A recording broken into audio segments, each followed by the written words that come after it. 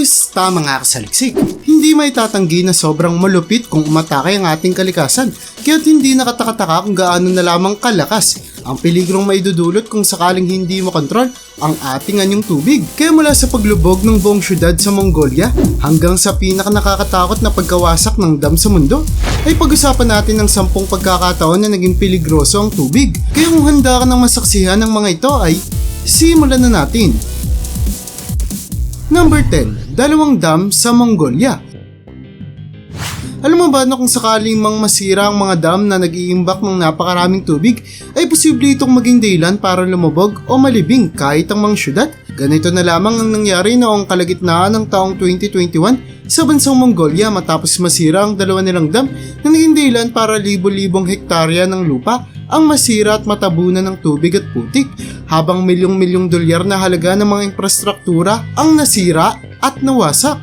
Mabuti na lamang at maagang sinabihan ng otoridad ng bansa ang mga residenteng naninirahan malapit sa dalawang dam na ito na lumikas at lumayo na sa lugar sa pangambang masira ang dalawang dam na talaga namang naging dahilan para madaming mga tao ang agad na makalikas at makaligtas nang tuluyan nang masira ang dalawang dam. Ngunit hindi pa din may tatanggi na sobrang nakakalungkot ang pangyayaring ito kung saan walang kahit na anong maayos na naiwan ng baha sa mga bahay o lupa ng mga residente sa lugar. Kumusta mga kasaliksik? Ako po si John Mark Guzman, ang boses sa likod ng Saliksik TV. At ngayon ay gusto ko kayong imbitahan na mag-subscribe sa Saliksik Gaming kung saan maglalaro at mag-e-enjoy tayo. Kaya ano pang hinihintay mo? Subscribe na at see you there kasaliksik.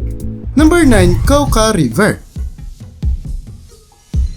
Kagaya na nangyari sa bansang Mongolia ay tila ba pinagsakluban ng langit at lupa ang 5,000 residente ng isang probinsya sa bansang Colombia matapos magkaroon ng problema sa isa nilang dam na noong panahon na iyon, taong 2018, ay kasalukuyan pang ginagawa kung saan hindi sinasadya ay napakawalan nito ang tubig mula sa ilog ng Kauka na naging dahilan para bahain ang buong lugar.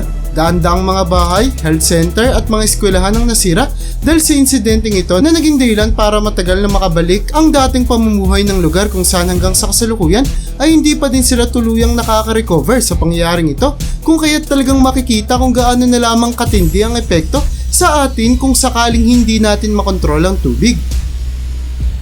Number 8. Pagsabog ng water pipe. Kung mapapanood mo ang video na ito na nakunan sa bansang Ukraine ay talaga namang magugulat ka dulot na biglaan ng pagsabog ng isang water pipe sa ilalim ng kalsada sa siyudad ng Kyiv sa Kapitolyo ng bansa na nagdulot ng pagkabaha ng kalsada. Mabuti na lamang at kahit pa ang siyudad ng Kyiv ang pinakamataong lugar sa bansa ay walang naglalakad sa ibabaw ng kalsada sa panahon ng pagsabog nito, kung saan kahit pa mayroong isang babaeng naglalakad malapit dito ay ayon sa mga otoridad ay hindi naman siya nasaktan. Wala mang napahamak na tao dulot ng insidente ay napakalaking halaga naman ang nasira ng pagsabog ng water pipe na ito, kung saan napakadaming mga sasakyan ang natabunan at ang ilang mga kalsada, habang ang mga gusali naman ay nasiraan ng mga salamin. Number 7. Tsunami. Wala na sigurong mas sikat pa sa dilubyo dulot ng anyong tubig kaysa sa tsunami o malakas na alon na sigurado akong pamilyar na tayong lahat. Pero alam mo ba talaga kung gaano katindi ang pinsalang maidudulot nito? Ang tsunami ay kadalasang nagmumula sa lindol, volcanic activity sa pagsabog sa ilalim ng tubig na naging dahilan para umalon ng napakalakas sa lupa na nagdudulot ng pagkabaha at pagkasira pa ng mga gusali. Ang maidudulot ng tsunami ay ang pagkakawalay natin sa mga mahal natin sa buhay, pagkasira ng mga gusali, kamatayan at iba pang mga nais nating iwasang mga pangyayari. At dapat mong tandaan na hindi lamang ang tubig ang sadyang mapaminsala pagka nagkaroon ng tsunami, kundi pati na rin ang mga inaalon at dinadala nitong mga bagay-bagay gaya ng yero o mga kahoy na posibleng makatusok, makasugat o makapatay sa atin kung magkataon. Number 6. Nakakaawang Mississippi. Kung malalaman mo ang sinapit ng mga residente ng Mississippi sa bansang Amerika, ay paniguradong maaawa ka sa kanila dulot na noong taong 2011 ay sobrang tumaas ang level ng tubig ng kanilang ilog, kung saan ang lalim na nito ay umabot sa 42 talampakan na naging dahilan para lumubog ang bahay ng daan-daang mga pamilya. Buong lugar ay binaha ng tubig kaya't ang mga bahay, sasakyan at mga pamumuhay ng napakadaming mga tao ang nasira at hindi na maibabalik pa. Hanggang sa kasalukuyan ay nagkakaroon pa rin ng pagbaha sa lugar, lalo na noong 2019 kung saan hindi lang isa kundi dalawang magkaibang pagkakataon binahang Mississippi na talagang mas nagpaluha sa mga residente ng lugar. Number 5, minsanang pagbaha sa Australia. Ang bansang Australia ay kilala sa pagkakaroon ng pagkasunog kaysa sa pagbaha, ngunit hindi ito nangangahulugang imposibleng magkabaha sa lugar gaya na lamang ng nangyari noong 2021 kung saan nagkaroon ng sobrang lakas na pagulan sa silangang bahagi ng bansa malapit sa kanilang karagatan na nagdulot ng malakas na pagbaha sa mga malalapit na lugar kung saan makikita na kahit pang isang bahay ay inanod na lang dahil sa lakas nito. 32 rehiyon ang napiligro dahil sa baha na ito kung saan lagpas 18,000 katao ang pinalikas para lamang hindi sila mapahamak dulot ng insidente. Ngunit ang mga pagmamay-ari nila, bahay at lupa ay paniguradong sira na sa kanilang pagbabalik sa lugar. Number 4, peligro ng tubig sa Michigan. Nang masira ang dalawang dam sa bansang Michigan noong 2020 ay talaga namang napakalaking peligro ang nadulot nito sa buong lugar dulot na kinailangan nilang i-evacuate ang humigit 11,000 na mga residente. Sa kasamang palad ay lumaganap pa din ang COVID noong panahon na iyon, ngunit hindi magawang sundin ng otoridad ang mga protocol dahil sadyang kulang sila sa espasyo, kaya't kinailangan nilang pagsamsamahin ang mga tao sa iisang lugar para doon muna manatili. Ang insidente na ito ay nagdulot para madaming mga tao ang mahawa sa virus, ngunit dahil wala namang magawa ang mga otoridad dahil sadyang kulang talaga ng mga pasilyo para paghiwalayin ang bawat pamilya, ay kinailangan na lamang nilang ihiwalay ang may sakit sa mga hindi pa apektado ng virus. Number 3, bangungot ng mga driver.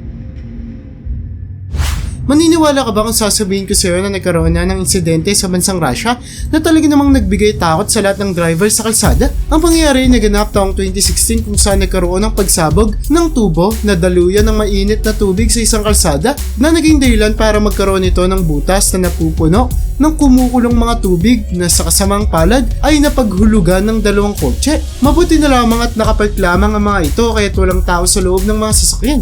Dahil kung sakali ay ikamamatay nila ang insidente ito at sigurado akong hindi mabilis ang kanilang pagkasawi dahil ayon sa mga nag-imbestiga ay tila ba ilalaga ka ng buhay sa loob ng iyong sasakyan kung saan hindi ka makakatakas sa loob nito dahil sa tubig. At dahil sa sobrang nakapaninindig balahibo ang insidenteng ito na posibleng mangyari ng mabilisan at biglaan ay mayroon ng pangamba at takot ang lahat ng driver sa tuwing nagmamaneho sila ng kanilang mga sasakyan. Number 2, General Chile Flood. Alam mo ba na mayroong syudad sa bansang Chile na mas kilala pa sa mga dilubyong sinapit nito kaysa sa kanilang mga atraksyon? Ang syudad nito ay ang General City na noong 2015 ay binaha ng sobrang lakas na naging dahilan para 17 tao ang mamatay at 20 pa din ang hanggang sa ngayon ay nawawala. Masyadong hindi naging handa ang lugar dahil kahit nakilala ang rehiyon sa pagiging isa sa pinakatuyot na lugar sa buong mundo ay tinamaan pa din sila ng sobrang lakas na baha na naging dahilan para lagpas 11,000 mga tao ang maapektuhan kung saan 4,500 ang kinikailangang palikasin habang isang buong bayan ang kinikailangang magtiis na hindi uminom ng tubig sa loob ng madaming mga araw. Dahil din sa wala masyadong atraksyon ng lugar at hindi masyadong binibisita ng mga tao ay nakalimutan na ito ng mga turista kaya't nahirapan ding makabawi ang lugar sa pundong pinansyal para maayos ang kanilang syudad. Number 1, Banqiao Dam Failure. Kung tatanungin mo ang mga taga-China kung anong dilubyo mula saan yung tubig ang kanilang kinatatakutan, ay mataas ang posibilidad na isagot nila ang nangyari sa Banqiao Dam noong 1975 kung saan kahit pa matagal ng panahon nangyari ang insidente ay nananatili pa din itong nagbibigay takot sa mga residente. Ang Banqiao Dam Failure ang pangatlo sa pinaka-nakamamatay na dam failure sa kasaysayan at ang pinaka-tumatak sa isipan ng madaming mga tao kung saan humigit kumulang 171,000 tao ang nasawi mula sa insidente at 11 milyong mga tahanan ang nasira at nakakalungkot isipin na posible sanang hindi maganap ang pangyayari na ito dulot na ayon sa mga eksperto ay ang Banqiao Dam ang isa sa pinakamalaking pagkakamali ng bansang China kung saan ginawa ito para mag-imbak lamang ng tubig at hindi dinisenyo para magpigil ng mga baha kaya't hindi nakatakataka kung bakit mabilis itong nasira. At yun ang bumubuo para sa listahan natin sa video na ito. Talaga namang hindi gugustuhin ng kahit na sino kapag nawalan ng kontrol ang mapaminsalang anyong tubig. Kaya para sa'yo, alin sa mga pangyayaring ito ang pinakagumulat at tumakot sa'yo? I-comment mo naman yan sa baba. At hanggang dito na lang muna ang aking bahagi. Hanggang sa muli mga kasaliksik. Maraming salamat sa panonood. See you in my next video.